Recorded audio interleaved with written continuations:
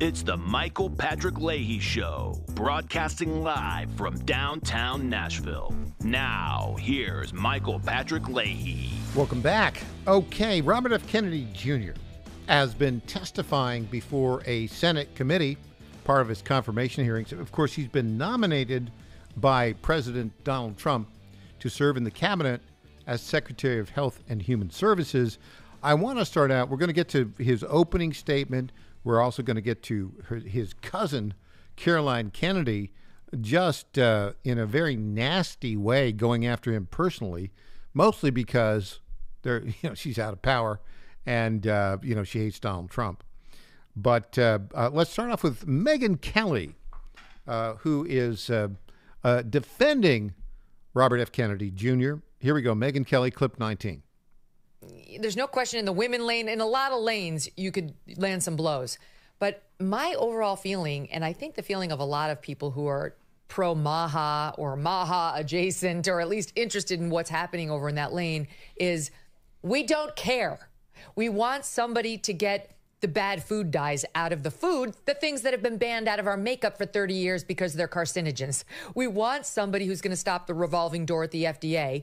So all these people are, telling us that OxyContin is not addictive because they want to land a job with the drug maker who makes you that's the stuff we know he will fight. So I kind of approach this not the way I would have as a Fox News anchor 10 years ago, he did what? Now it's like, who cares?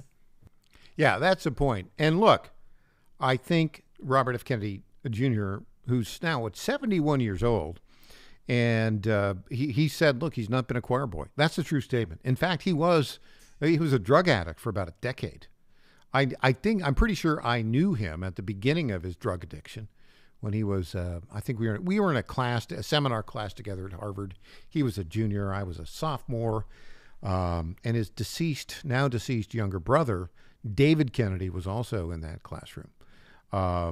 David died of a drug overdose. And it seemed to me that at that time, Bobby Kennedy Jr., his mind was focused on things other than academics. It seemed, right? And the rumors were that he was, into the drug scene. That's what the rumors were. And there was nothing in his conduct or behavior that made me think otherwise. How about that? A good way of describing it. But having said that, folks, that was 50 years ago. A long time ago. People change, things change. He's been public about his previous drug addictions, and he's been clean for, 30, 40 years, 40 years, long time.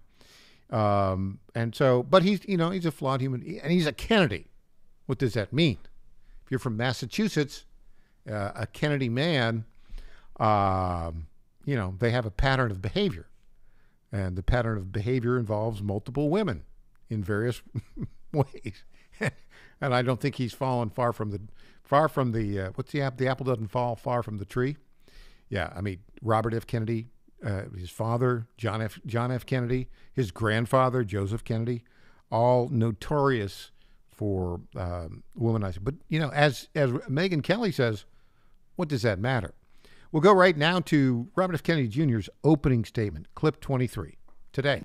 The same chemicals that kill fish make people sick also. Today, Americans' overall health is in grievous condition. Over 70% of adults and a third of children are overweight or obese. Diabetes is 10 times more prevalent than it was during the 1960s. Cancer among young people is rising by 1 or 2% a year.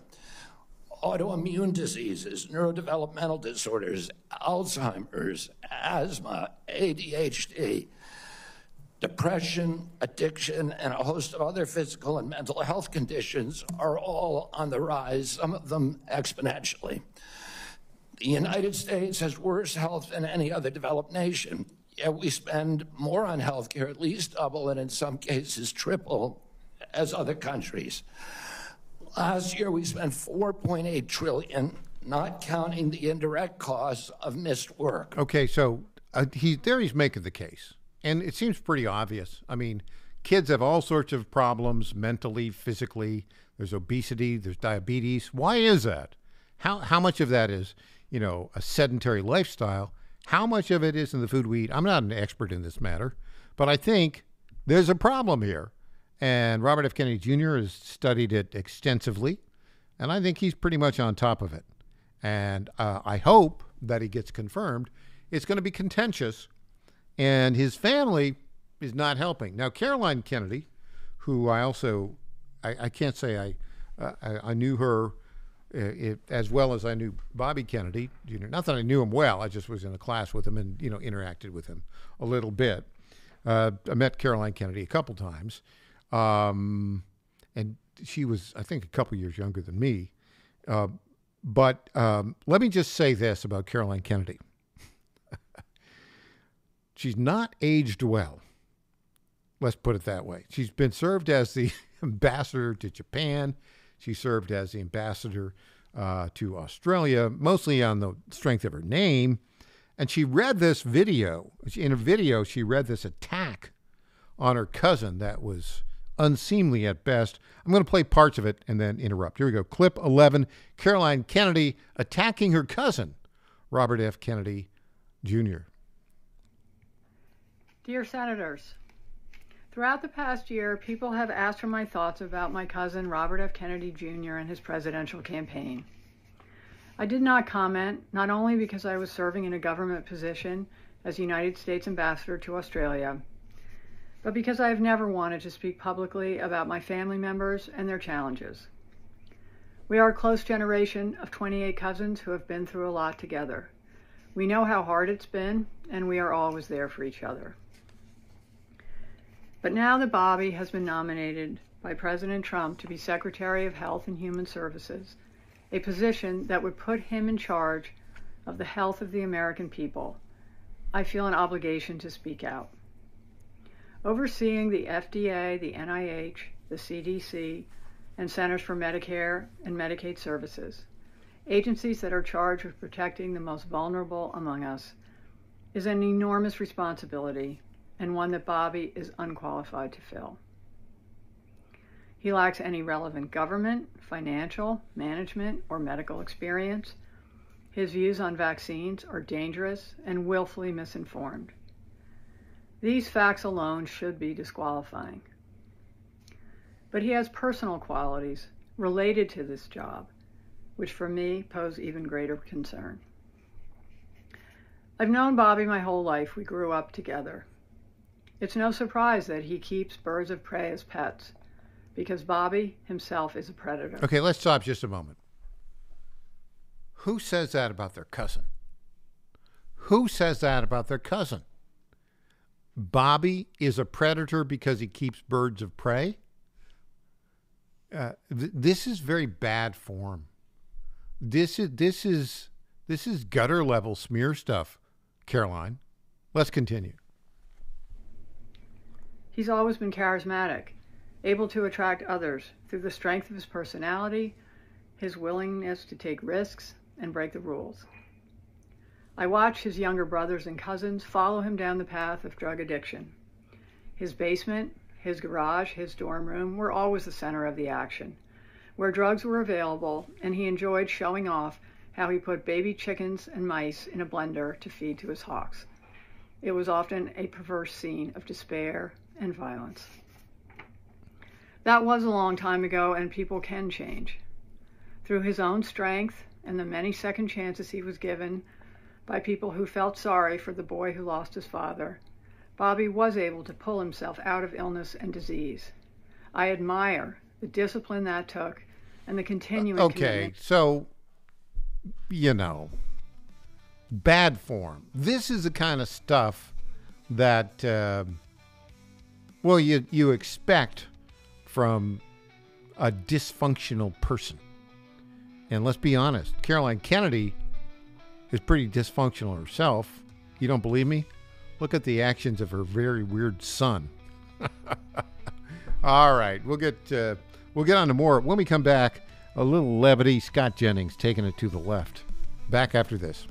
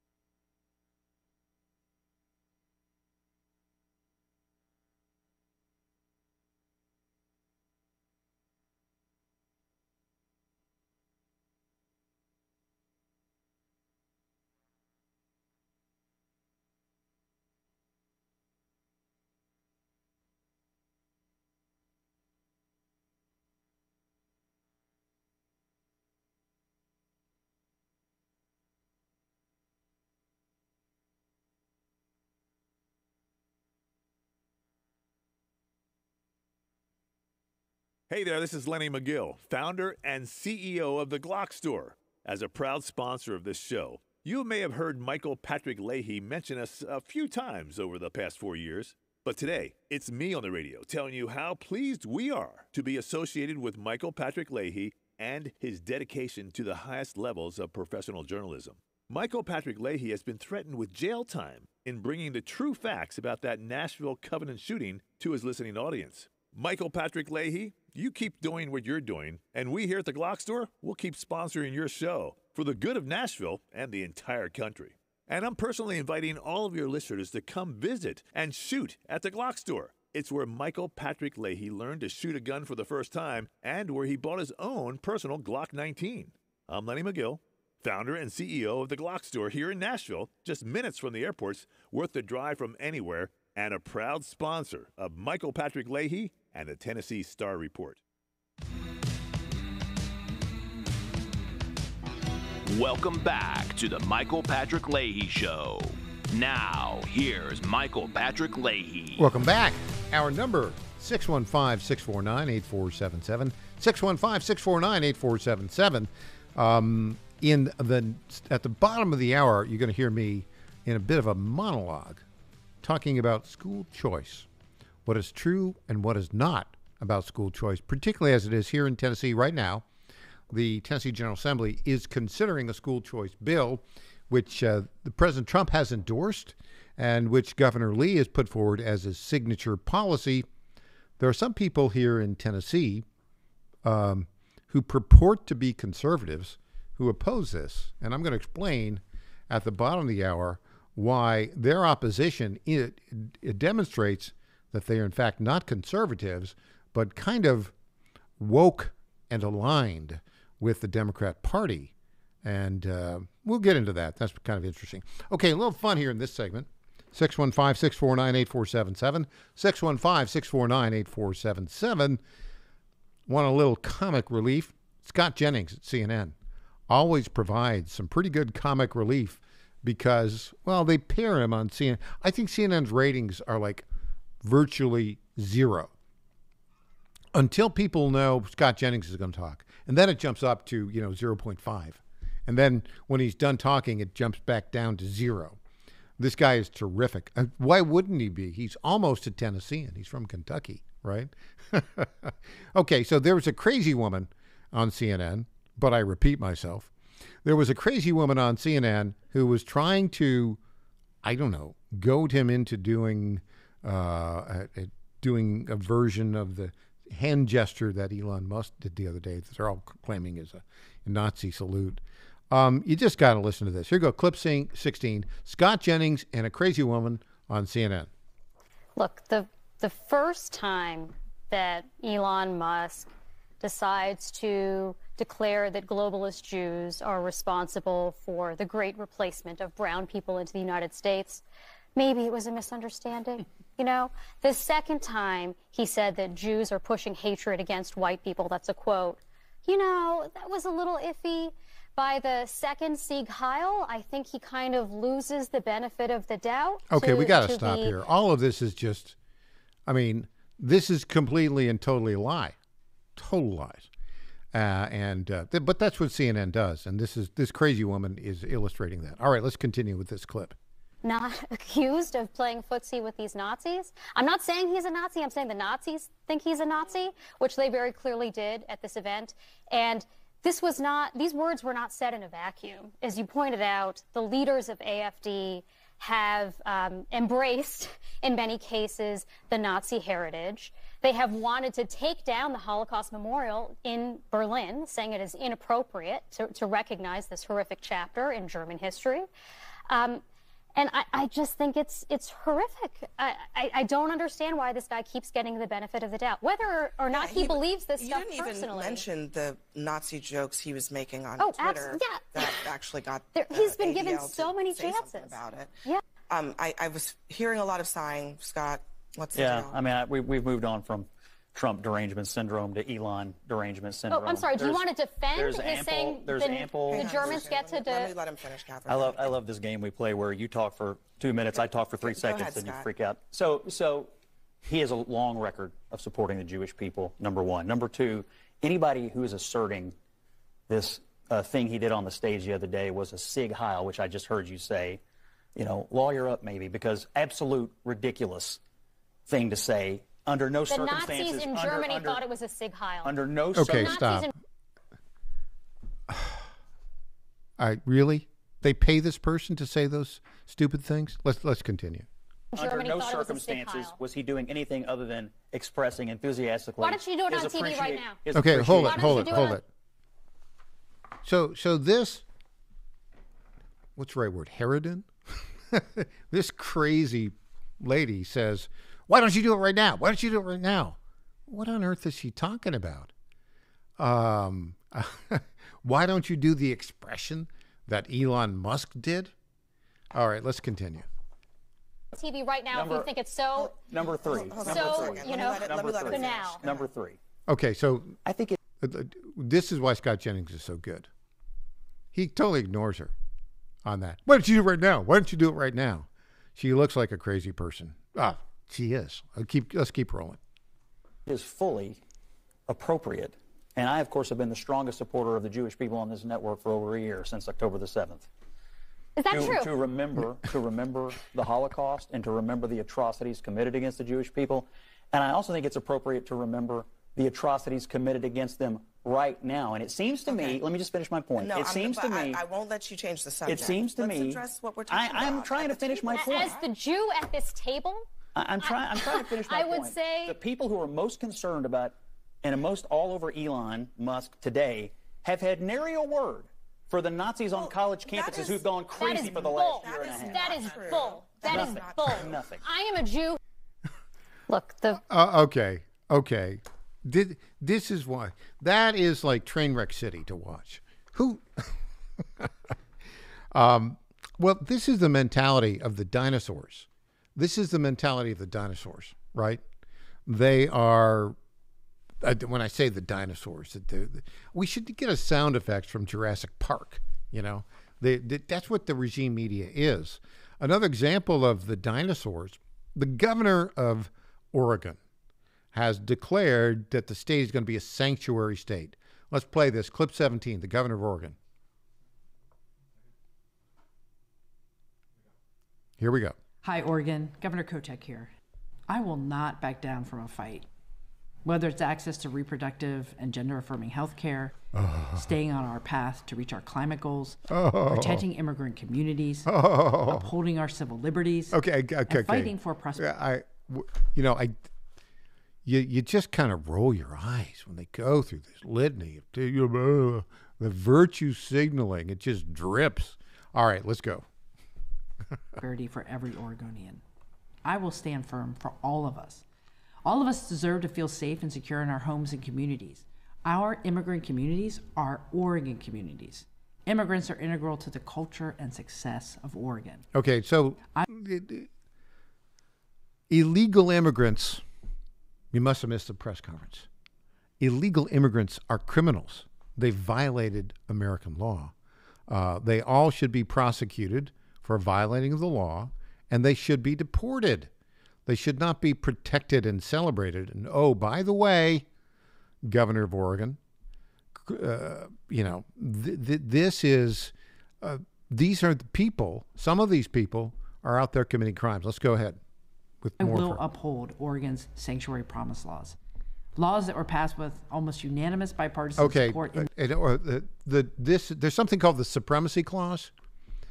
If a state passes a law that's in conflict with the federal law, the Supreme Court has ruled the federal law is supreme. Why don't you challenge that one in court? And speaking of challenging in court, Minnesota Attorney General Larry Ellison also is lining up saying, I'm going to challenge the Supremacy Clause. It hasn't worked for 250 years, and it's not going to work now. Here you go, clip 8. Larry Ellison, the Attorney General of Minnesota. Hello, friends. Keith Ellison here, Attorney General Keith of the State Ellison, of Minnesota. sorry. Recently, Trump official just issued a memorandum threatening local law enforcement with jail and investigation if they do not cooperate with federal law enforcement and immigration officials. There's nothing in American law that requires local officials to cooperate with federal law enforcement officials. Let me stop. That's falsehood. There's a federal law that requires local officials, if they have somebody in their jail on an ICE detainer, they have to turn them over. So go ahead and violate that law. We'll see you in court, Keith Ellison. Okay, speaking of crazy Minnesotans, Tim Walz was on MSNBC. I'm just going to play this clip, and you're going to say, thank goodness this guy's not our vice president. It's clip 22. Tim Walz joins the crazy crowd again. Clip 22. Much at us that we're fatigued. We spent 3 days, debating, having them trying to debate that President Musk gave a Nazi salute. Of course he did. Okay. No, we didn't debate this. Nobody debated it on our side because it's stupid. All the crazy leftists kept saying it again and again and again. All right, let's go ahead. Oh, that's the end of it. That was it. Well, he didn't have much to say. We'll have more when we come back. There's time for some sanity here. And I'm going to introduce it to here in Tennessee. There are a number of grifter types who purport to be conservatives, who are opposed to school choice. And I'm going to remind them that school choice is in the Republican Party platform, is endorsed by President Trump. Again, this school choice bill was endorsed by President Trump yesterday afternoon, and this is the signature program of Governor Bill Leahy. And stay tuned because you're going to find this very interesting. And take notes if you're opposed to this bill, because all of your arguments are going to be decimated by yours truly. Back after this.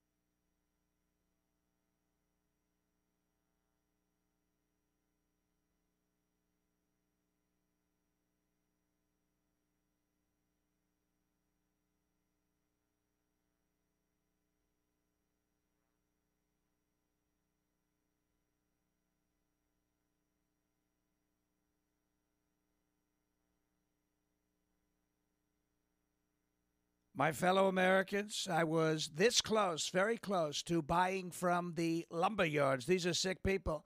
But I turned my head at the last second, and I saw a big, beautiful ad for D.T. McCall's. These are highly respected people. If I had not turned my head at the last second, I would have been ripped off at some lumber yard for $200 in hidden charges, and D.T. McCall & Sons are never going to do that. They'd never do that to you. These are great people. I've known them for a long time. They have great deals, and I just have to say, nobody knows deals like I do. D.T. McCall & Sons has locations in Lebanon, Carthage, Lafayette, Cookeville, and Franklin, and they have been family-owned in Middle Tennessee for over 100 years. These are tremendous people. D.T. McCall & Sons. Check out one of their stores today. Impersonator not endorsed by Donald Trump. Welcome back to the Michael Patrick Leahy Show.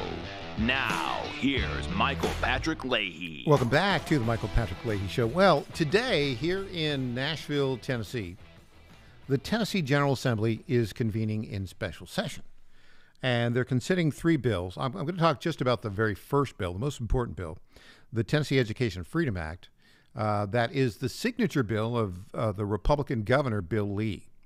And that bill, in essence, does one thing, and it provides one key thing. It provides a scholarship of up to $7,000 to 20,000 students starting this coming fall, K-12 students in Nashville, in Tennessee rather, out of the 1 million K-12 public school students. And they can take that money and apply it to wherever they want. Now, this is a very beginning process, and I am completely in favor of this because this is classic school choice. I think the main bottom line here, I think it's quite true, that our public schools in Tennessee are performing very poorly. And there are any number of reasons for that. Public education in general in the United States of America is performing poorly, but it's poorly performing here in Tennessee. Now, in other states that have adopted versions of school choice, those programs have done very well in terms of forcing the public schools to improve and providing choice to parents who want an option and don't want to just send their kids to a public school that they know is underperforming. We have innumerable examples of underperforming public schools here in Tennessee.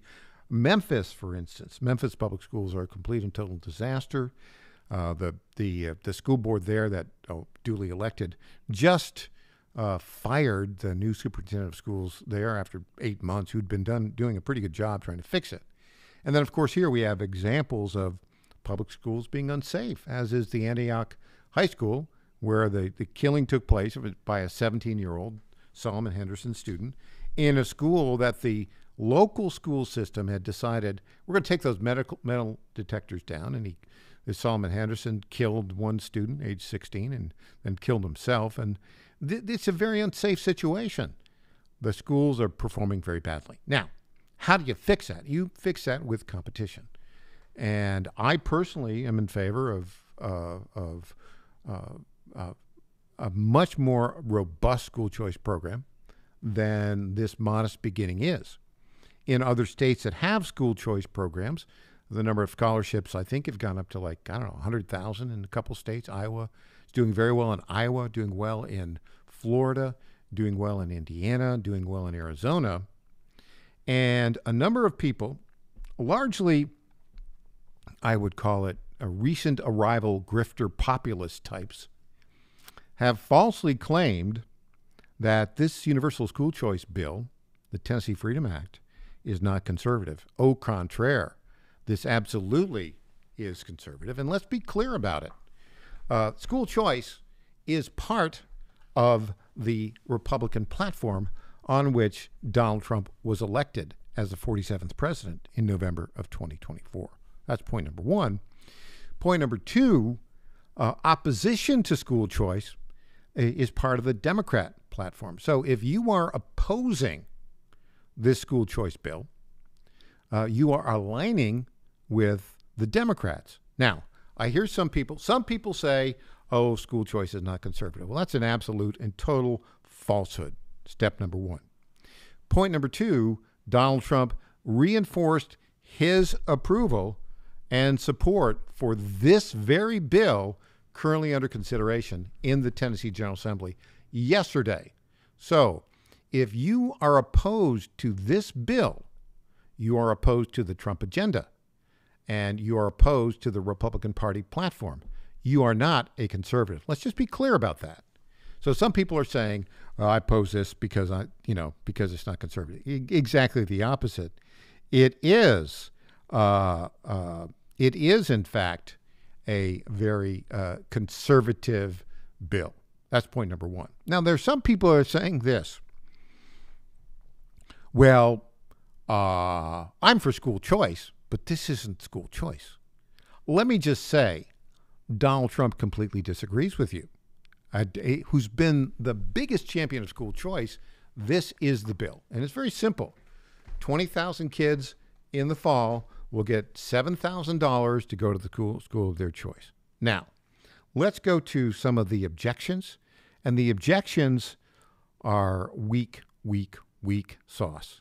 And one of the leading objections came from a fellow by the name of Jody Barrett, a state representative. I think he's in his second term.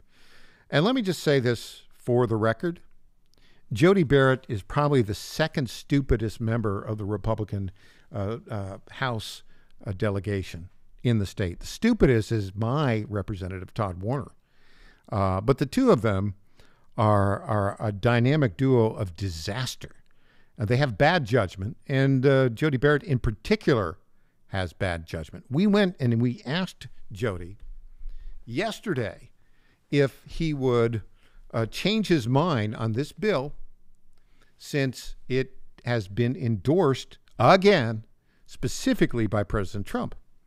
And he said, no, I'm not going to change my vote on this bill unless President Trump can come in and show me that it's not going to balloon to $1 billion in a decade. Well, that is a ridiculous statement.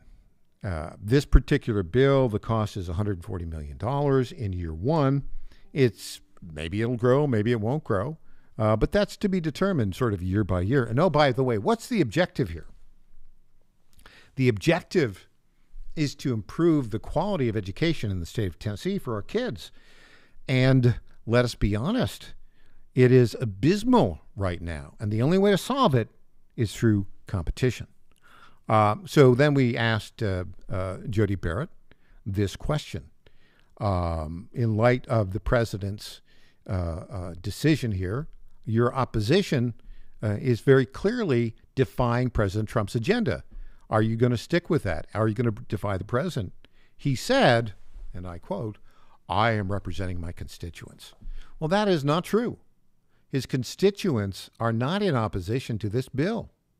His constituents, the polling from the Beacon Center, from everybody else, among Republican voters, 67% support this bill. Now, there are some grifter type, conservative would-be, wannabe types who apparently are providing advice to Jody Barrett, who he listens to and exercising bad judgment. Anyway, so that's his position on it.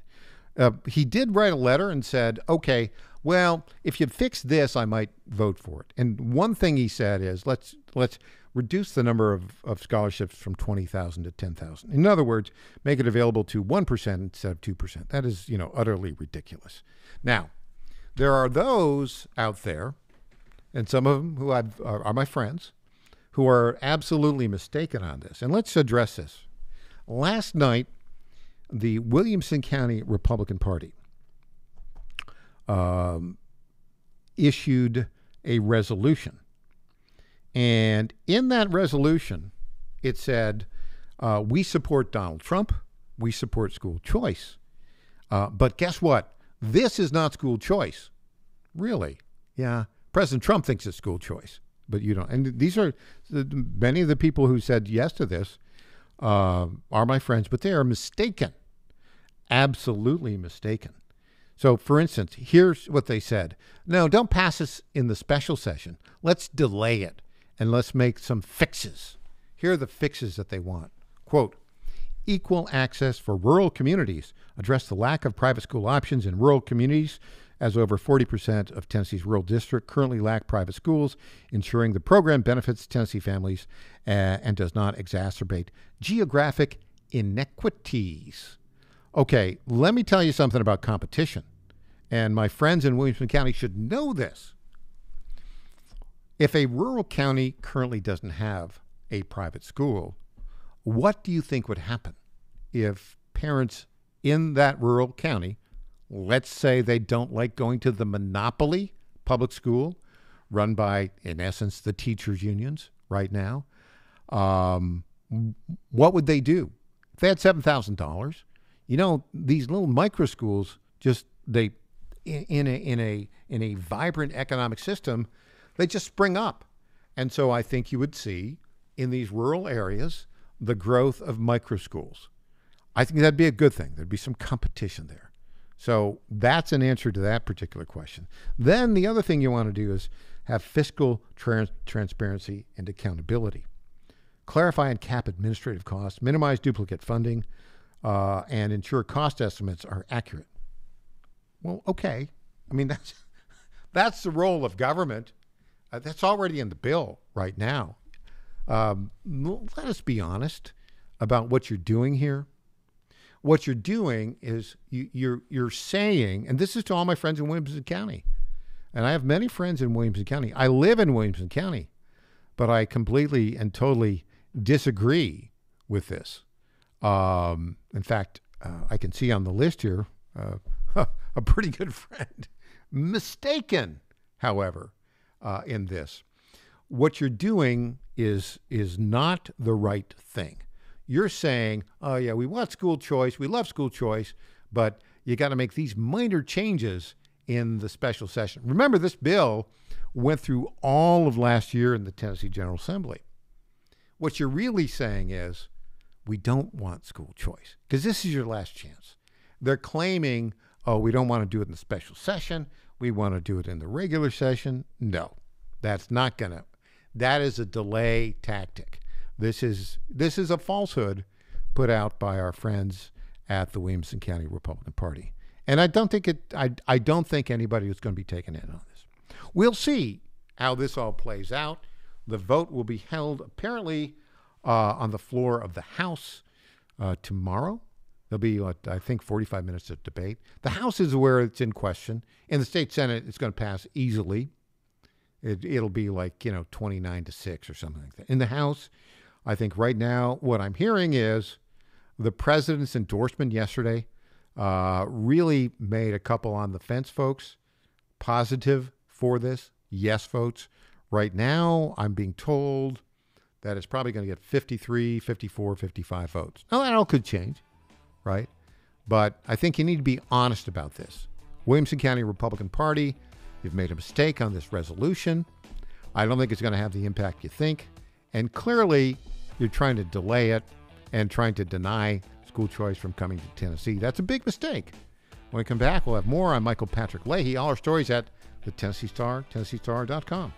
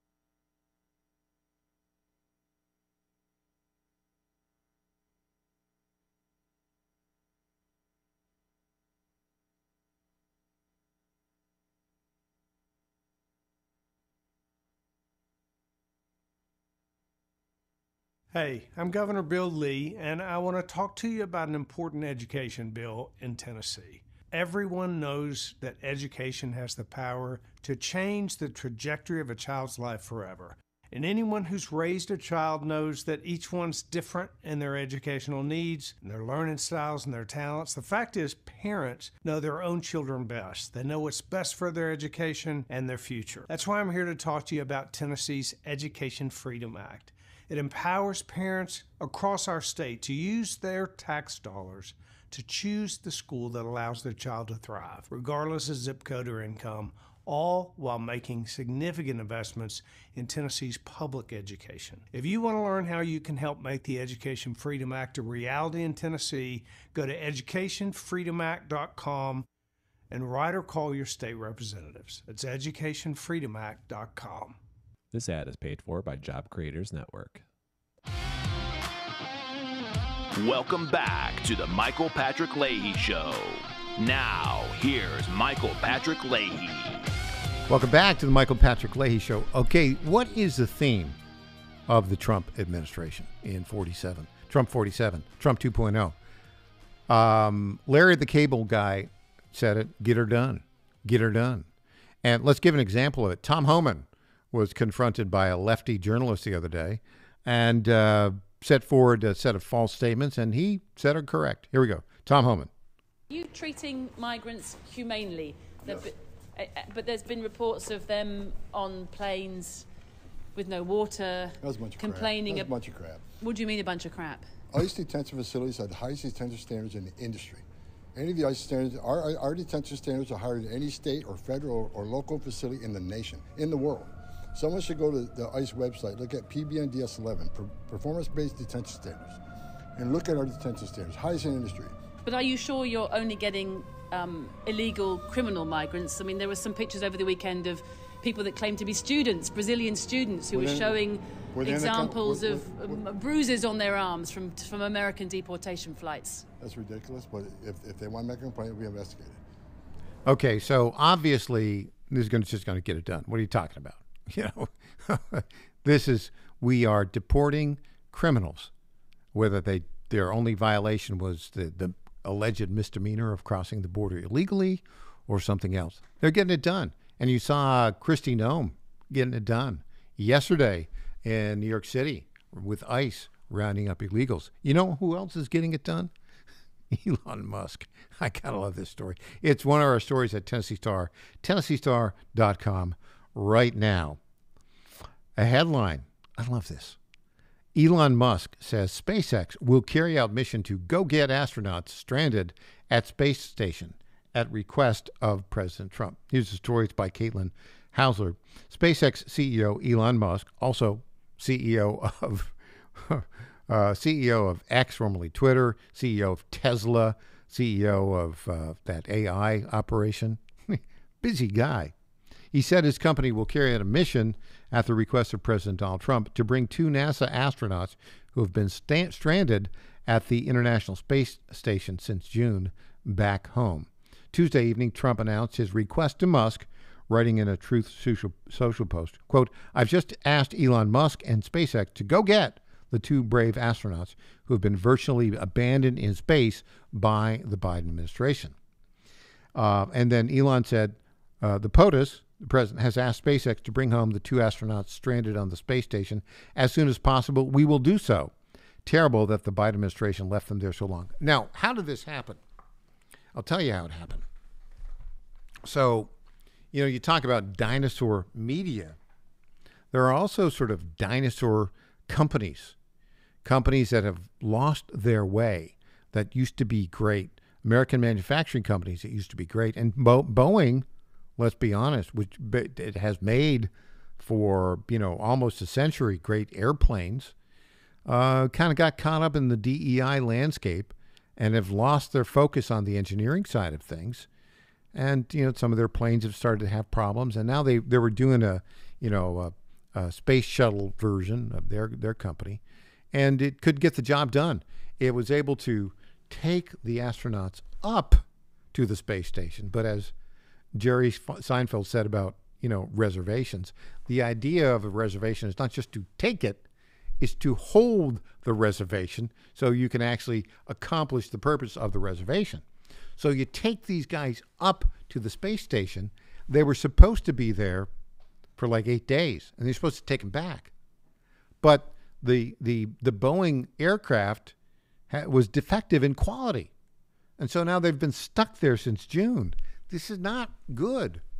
I will tell you, we have confidence in the engineering of SpaceX, but, this is a lot of pressure to come up to be able to take the astronauts, and it is a very sophisticated, difficult, complex operation to rescue them and bring them back.